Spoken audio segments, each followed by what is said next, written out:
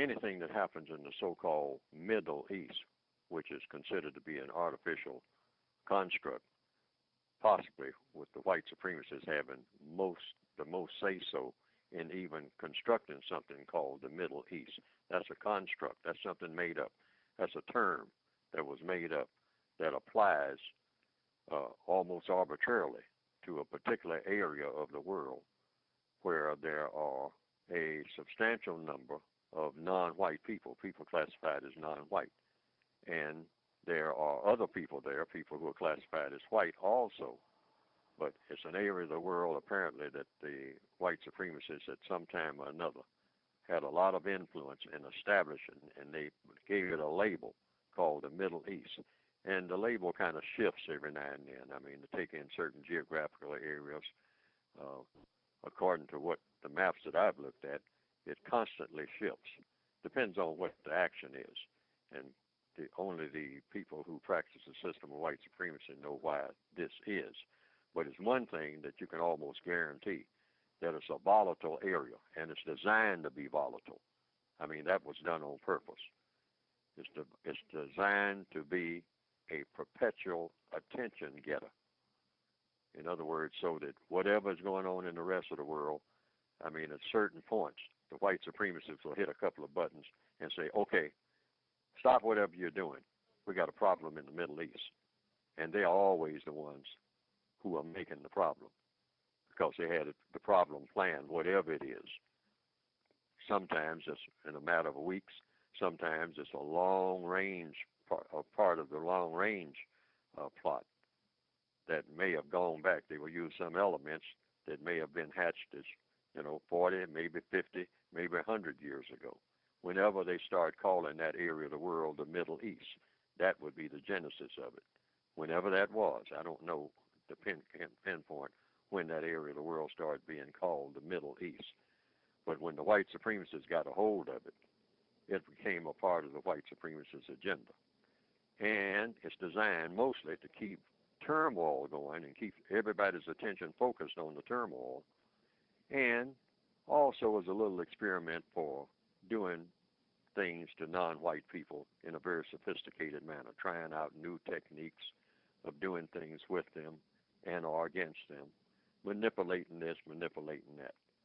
Now that should be, under the recommendation of counter-racist logic, something that people try to gain more and more understanding about. But you start with that premise that it's a white supremacist construct. Either they are the ones who started it, or they took an examination of it when other people start calling it that and say, I think we can use that. Use it for what? To maintain, expand, and refine the system of white supremacy. And we'll just use it as an experimental area for all kinds of things, particularly how to go about destroying people, how to go about confusing people, how to go about saying one thing and meaning another. And we will put it under the umbrella title of Middle East conflicts, because mostly that is what will perpetually be going on. A bunch of people who wander through there, a bunch of people who consider it as their place where they should be and where other people shouldn't be, and just keep that pot boiling one way or another. Don't let it simmer. Don't let it calm down, because you have a lot of people who are somewhat gaining and growing intelligence in that area. Not just a bunch of people who just traditionally have just kind of milled around bumping into things, but beginning to gain some intelligence. So you have to watch them very closely and manipulate how they think and how they operate, but always see to it that they're always running behind, that they're always dumber than they think that they are. Keep them that way. That's the white supremacist agenda for what is called the so-called Middle East. Always keep them more ignorant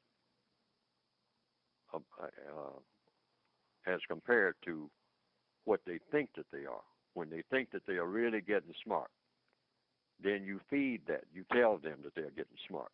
You help them to believe that they're getting smart, when all the time you're systematically making them more and more ignorant.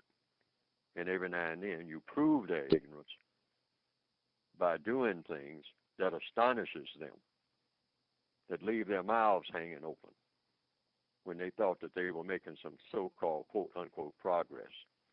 Now, the white supremacists do this all over the world, but that's just one of the, what you call the centerpieces, experimental area. But one of the main things you can rely on, people will be dislocated. That's one of the main things, racial dislocation.